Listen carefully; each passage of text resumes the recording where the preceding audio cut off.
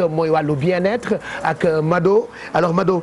vieillissement am na ñu bëri ñoo xam ne dañu ko ragal ba bu seen kanam commencé ras sax dañuy stressé mais heureusement ba am nga ay conseils yu am solo yoo xamante ni classe Bijou Ndiaye bi nga xam ne léegi maire la mën na koo jëfandikoo ba màggetaayam du feeñ. effectivement Baye Cheikh mooy li nga wax rek. donc benn soin du stafurla. ah itam li ma xam dafa bëri kii moom Mado yam c'est-à-dire nee naa leen yéen di ngeen mës a jël suppu kaañ nga diw ko ci seen kanam yi parce que tout le temps ay cocktail ay diw bi ay njaxas mélange mbaxal sax di nga ko utiliser pour bien-être. donc comme ni nga ko waxee rek Pape Cheikh loolu la donc bii paa nag moom du ma utiliser mbaxal waaye maanaam benn machine la boo xamante ne dina permettre lépp lu ñu duppee ay rides wala anti vieillissement maanaam noonu lañ koy tënkee moom lay def ci nit ki li ñuy def rek dañuy dem xooli élément bi pour ngeen gën a mun a comprendre. jamono sedd deru nit day faral di wow ba tax na di ci def li ñu duppee soin du visage dina ci def ay ngëneel soin du visage di dindi lépp lu ñu duppee impureté ci kanamu nit ki ginnaaw bu ñuy installé sunu cliente ba noppi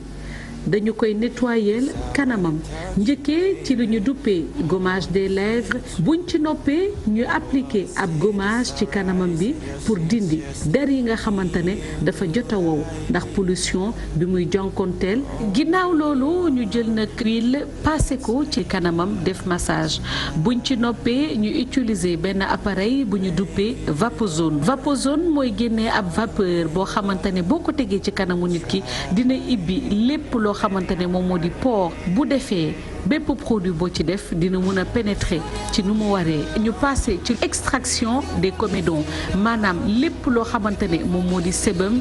impureté bouton wala point noir dañ koy génnee pour que la peau devienne plus saine. pour jeexal suñu soin du visage dañuy appliquer ab sérum ci kanamu cliente bi njëriñam nag moom moo di combattre ay rides di joxe li nga xamante ne moom moo di éclat ci suñu teint ak hydrater suñu peau. ndax jamono seddaay comme ni ñu leen ko waxee woon yaram dafay mar ba tax na di ci appliquer sérum dina ci baax loolu liñ koy tëjee nag mooy ab machine de dernière génération buy fixer bépp traitement bi ñuy def tey ci kanamu cliente bi ngir yokk taaram.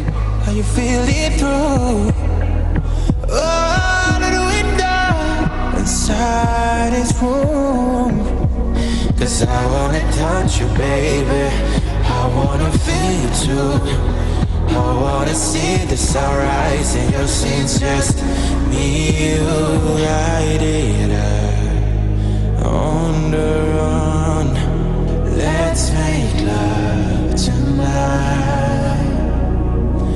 Make it up. waaw donc Mado nga expliqué lu am solo loo xamante ni baax na pour bien-être kanam.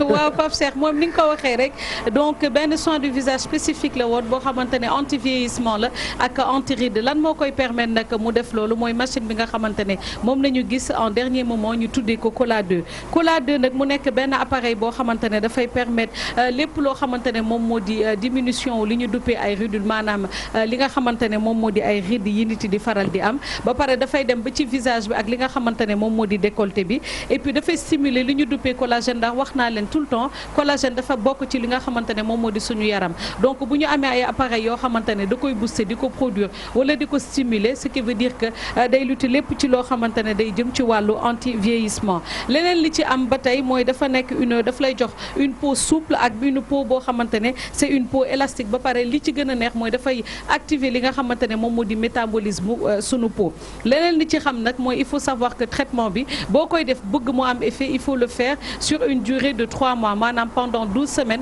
ngay def ay séances mais leneen li ci gën a am solo mooy bu fekkee da ngay def soin boobu il faut être à 50 centimètres de appareil bi ba pare impérativement mettre lunettes yi nga xamante ne moom nañu gis ci biir élément bi pour protéger li nga xamante ne moom moo di sunu bët yi mais tout le temps comme li ñuy joxe ay conseils ces styles de soins là wala appareil là tout le temps buñ koy utiliser il y a des personnes yoo xamante ne ils sont pas adaptés à ça de ce fait ñuy fàttali nit ñi nga xamante ne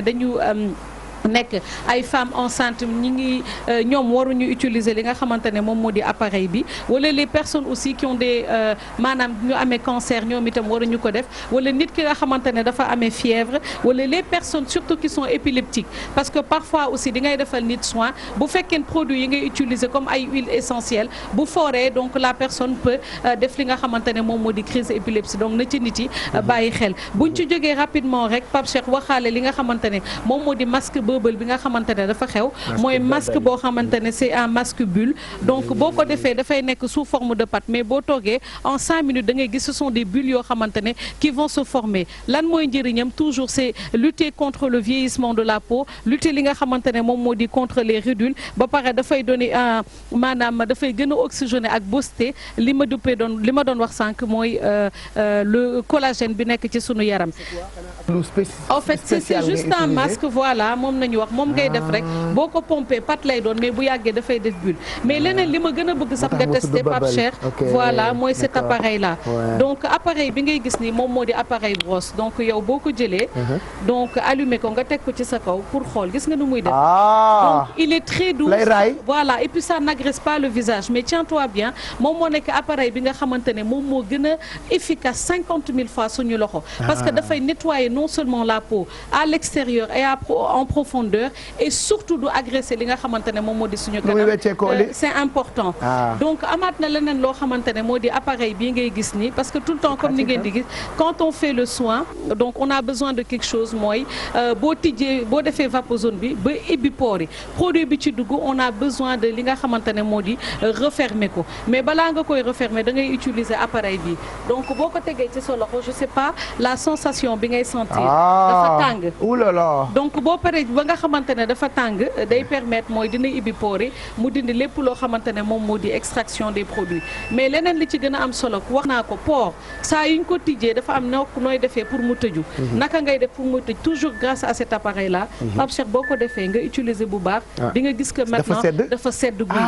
sedd boobu nag moom mooy tëj li nga xamante ne moom moo di sa port donc c'est impératif nit yi di ko am góor mun na ko utiliser jigéen mun na ko utiliser surtout pour les hommes yi nga xamante ne dañu bëgg di dem defi soins ils peuvent avoir ça chez eux et se faire ces soins comme il se doit Baye Cheikh. Ah ben c'est chouette tout ça on doit l'avoir amul góor amul jigéen merci en tout cas Mado